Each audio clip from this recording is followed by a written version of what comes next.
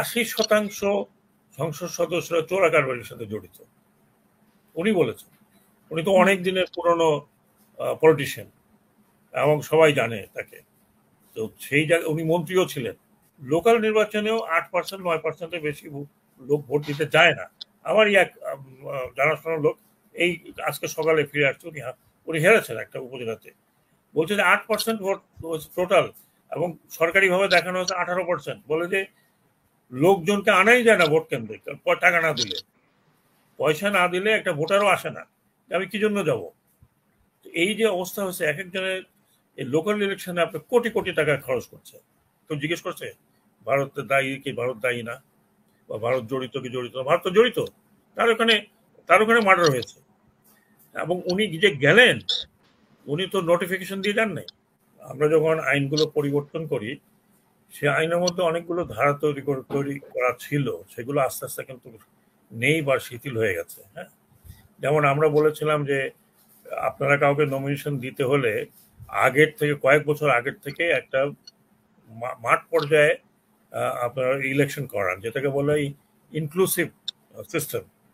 জনগণ কাকে চায়, তারপরে আপনারা ইনভেস্টিগেট করেন তার ব্যাকগ্রাউন্ড কি, তার কি বৃত্তান্ত, তার এগুলো দেন, নমিনেশন দেন।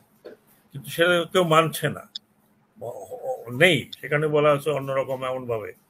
কাজে এটা হয়ে গেছে এলিটিস্ট পদ্ধতিতে নমিনেশন দেওয়া। এলিটিস্ট পদ্ধতিতে মানে আমরা 5-6 জন মিলে বললাম ওকে দাও, এবং তাকে বলা হচ্ছে যে আপনি, আমি যদি কোট করি আমাদের জনাব ওবায়দুল কাদের সাহেব, যিনি যিনি আমাদের সেতুমন্ত্রী এবং রুলিং পার্টির জেনারেল সেক্রেটারি, তিনি বলছেন কে কি করছে না করছে ওটা আমাদের দেখার ব্যাপার না, আমরা জনপ্রিয়তা দেখে দিয়েছি।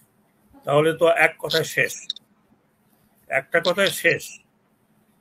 তাহলে আমি জানি না, আপনি আমাকে বলছেন আপনি এখন সিসিলিতে আছেন। তো সিসিলি তো গডফাদারদের দেশ।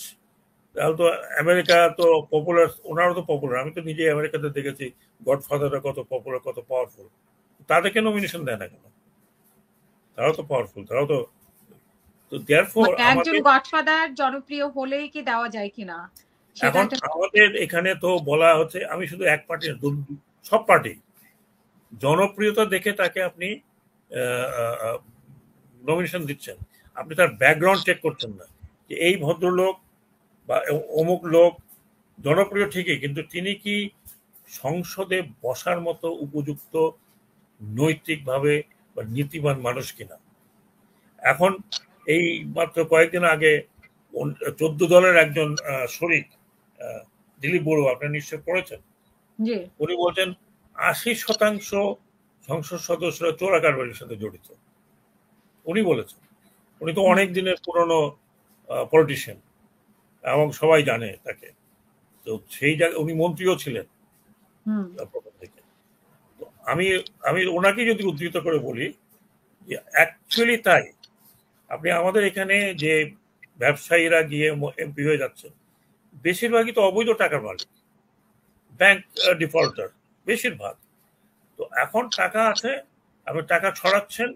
আমাদের ইলেকশন তো এখন হয়ে গেছে বেচা কেনার ব্যাপার। এই যে আপনি দেখেন এই যে কতগুলো নির্বাচন, লোকাল নির্বাচন ধরলাম যে এক পার্টির থেকে হচ্ছে, লোকাল নির্বাচনেও 8% 9%-এর বেশি লোক ভোট দিতে চায় না। আমারই এক জানাশোনার লোক এই আজকে সকালে ফিরে আসছে, উনি হেরেছেন একটা উপজেলাতে। বলছে যে 8% ভোট টোটাল, এবং সরকারিভাবে দেখানো হচ্ছে 18%। বলে যে লোকজনকে আনাই যায় না ভোট কেন্দ্রে টাকা না দিলে, পয়সা না দিলে একটা ভোটারও আসে না। আমি কি জন্য যাব? এই যে অবস্থা হচ্ছে, এক একজনের এই লোকাল ইলেকশনে আপনি কোটি কোটি টাকা খরচ করছে। তো একটা লোক যদি কোটি কোটি টাকা খরচ করে, তা তো সে তো রিটার্ন নেবে, এটা নেবে না। তো সে রিটার্ন কিভাবে নিবে? তো অন্যান্য কাজ করে। কাজেই আরেকটি জিনিস যেটা মনে করি, আপনি দেখেন যে একজন সংসদ সদস্যর যে কাজ, আপনি তো ব্রিটেনে থাকেন, আপনি জানেন, আপনি দেখছেন। হ্যাঁ, তার সংসদ সদস্য আর আমাদের সংসদ সদস্যের মধ্যে আকাশ পাতাল তফাৎ। আর আমাদের সংসদ সদস্য একরকম ওই এলাকার মহারাজা।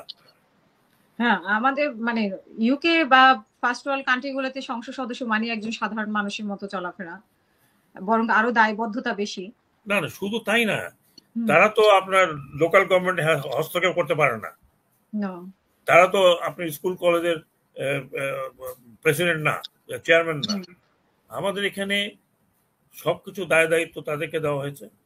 একই সাথে তাদেরকে দায় দায়িত্ব যা দিছে তার বাইরেও কাজ করছে। উনি কে ডিসি হবেন, কে ওসি হবেন, ওসি ওনার লোক কিনা, ডিসি ওনার লোক কিনা, ডিসি সাহেব এমপি সাহেবের পিছনে ঘোরেন, ওসি সাহেব এমপি সাহেব কখন আসবেন ফুলের তোড়া নিয়ে দাঁড়িয়ে থাকেন, এই কালচারে চলে গেছে।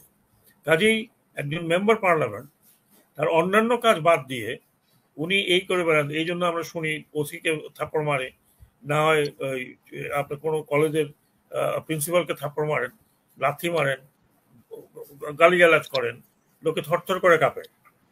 তার মানে হচ্ছে যে আমাদের এই পুরো সিস্টেমটা যেভাবে আমরা নষ্ট করেছি, পলিটিক্যাল পার্টিসগুলো তাদের কন্ট্রোল না থাকার কারণে এই ধরনের আনার সাহেবের মতো লোকজনকে আপনার জন্ম দিচ্ছে। যদিও এটা অত্যন্ত দুঃখজনক। একটা মানুষ খুন হয় ঠিক আছে, কিন্তু তার দেহাবশেষ এখনো পাওয়া যাচ্ছে না। নানান গল্প, কেউ বলে 80 টুকরা করেছেন, কেউ বলে 80 টুকরা করে চামড়া খুলেছেন, চামড়া খুলে টুকরা টুকরা করেছেন, হলুদ লাগিয়েছেন, মরিচ লাগিয়েছেন। এখন শুধু কেউ এটা বলে না যে হলুদ মরিচ দিয়ে পাক করে ফেলছেন বা কি কি করেছেন, মাছকে খাওয়াচ্ছেন না কাকে খাওয়াচ্ছেন। এটা খুবই দুঃখজনক একটা ব্যাপার। আরেকটি ব্যাপার হলো যে আপনাকে এটা কিন্তু একটা আন্তর্জাতিক অঙ্গনের বিষয় হয়ে গেছে। কারণ শুধু বাংলাদেশের ভিতরে হলে বাংলাদেশ কনসার্ন ছিল, এটা এখন ভারত কনসার্ন হয়ে গেছে। এবং ভারতে একটা নির্বাচন চলছে, ওয়েস্ট বেঙ্গলের নির্বাচন এখনো শেষ হয়নি, 6ষ্ঠ ধাপ হয়েছে, 7ম ধাপ চলছে। এটা নিয়ে ওইখানেও একটা পলিটিক্স চলছে। এবং এবং রুলিং পার্টি যেটা বিজেপি, সে বলছে তৃণমূল এসব এই ধরনের লোকজনকে আশ্রয় দিচ্ছে, বাংলাদেশের এই নিকৃষ্টতম লোকজনকে আশ্রয় দিয়ে তাদেরকে ব্যবহার করেছে, সেই কারণে এগুলো হচ্ছে। এটা কালকের স্টেটমেন্টে ছিল। আমি তো ওদের একটা সংগঠনের সাথে আমি একজন প্যানালিস্ট, আমি এগুলো খোঁজ খবর রাখছি। তো তার মানে হচ্ছে এই যে দেখেন আমাদের ডিবি টিম এখন কলকাতায় গেছে, এরাও এখনো হুদিস পাচ্ছে না তাদের কাজেই। আচ্ছা, তারপরে আপনি বিচার হবে কোথায়? এই বিচারটা তো ঢাকা হবে না, এই বিচারটা ওখানে সংগঠিত হয়েছে, বিচারটা সেখানে হবে। এক, দ্বিতীয়ত হচ্ছে এটা আরো কতখানি কমপ্লিকেটেড হয়ে গেছে। ওনার যদি কোনো ডেড বডি পাওয়া না যায়, ওনার যে মৃত্যু হয়েছে সেটা প্রমাণটা যদি না পাওয়া যায়, তাহলে তার সাকসেশনের প্রবলেম হবে, তার পদ খারিজ করার বিষয়টা আসবে, রি ইলেকশনের ব্যাপার বিষয়টা আসবে। যদিও সেটা হবে একটা পার্টিকুলার টাইম পার হলে, অনেক কমপ্লিকেশন আছে। তারপরে আমরা এখন শুনছি যে 1,500 কোটি টাকার গোল্ড আর ডায়মন্ড মিলে সেটা একটা চালান উনি নাকি গায়েব করে দিয়েছেন, সেটা নিয়েই বিবাদ। এগুলো তখন প্রতিদিন একটা একটা করে শোনা যাচ্ছে। অ্যাকচুয়াল কি সেই ঘটনাটা তো এখনো মোটামুটি বের হয়নি। ভারত থেকে তারা বলছে আমরা ইনভেস্টিগেশন শেষ না করে বলতে পারছি না।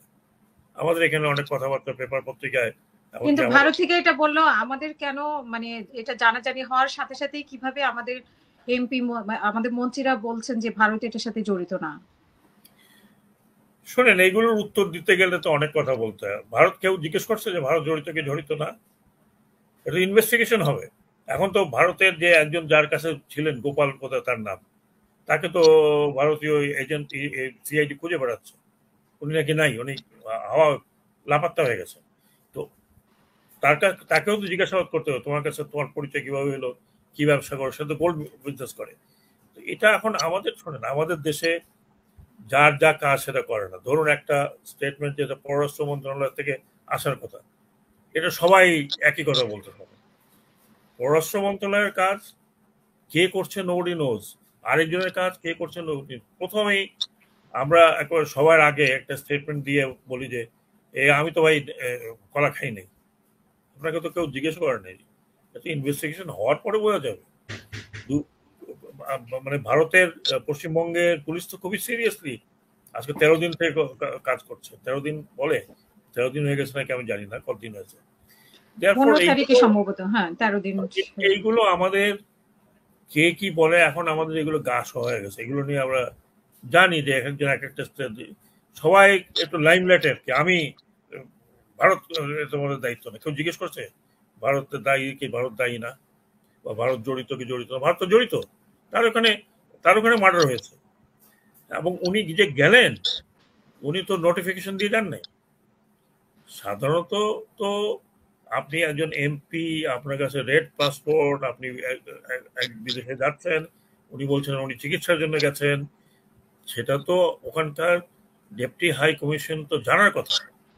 কাউন্সিল তো ওই ওখানকার আমাদের যে যে যে ডেপুটি হাই কমিশন অফিসার তার তো জানার কথা, কারণ অফিসিয়ালি আপনাকে একটা রিপোর্ট দিতে হয় যে আমি অমুক জায়গায় যাচ্ছি, বিকজ আপনি একজন মেম্বার পার্লামেন্ট, উচ্চপদস্থ সরকারি কর্মকর্তা, ছুটিতে গেলেও জানাতে হয় আমি ছুটিতে যাচ্ছি, ওই দেশে যাব। সো এইগুলো উনি করেননি, কারণ উনি করেননি, উনি যে কারণে গেছেন সেটা তো কারণ তো এখন দেখা যাচ্ছে যে আপনার ভাগ বাটোয়ারার বিষয় ছিল, তাকে ট্র্যাপ করা হয়েছে, তিনি টাকা পয়সা দেন নাই, মানে এখন তো এক একদিন এক একটা শোনা যাচ্ছে। তো সেই জন্য আমি বলি যে আহ, সম্পূর্ণটা না হওয়া পর্যন্ত আপনি দেখেন, আপনি ভারতের থেকে কোনো ওদের মুখ থেকে কোনো কথা শুনেছেন? না, ওদের ওনারা কিন্তু ওদের তদন্ত কোনো শেষ হওয়ার আগে মন্ত্রীর ওনারা তেমন কিছু বলছে না। ওদের কোনো মন্ত্রীর কথা শুনেছেন? ওদের কোনো রেসপন্সিবল আর কারোর মুখ থেকে কিছু শুনেছেন? আমরা এখন সবাই আমাদের সবাই ভারত ভারত জড়িত না। ভারত জড়িত না মানে কি? কেউ বলছে যে ভারত জড়িত, ভারত তাকে ডেকে নিয়ে গলা কেটেছে? নিশ্চয়ই না। তো এইগুলো আমরা, এইসব কথা আপনারাও বিশ্লেষণ করতে থাকেন, আমাদেরকে ধরেন, আমরাও বলতে থাকি। আসলে এগুলো এগুলো আমাদের এখন গা সহে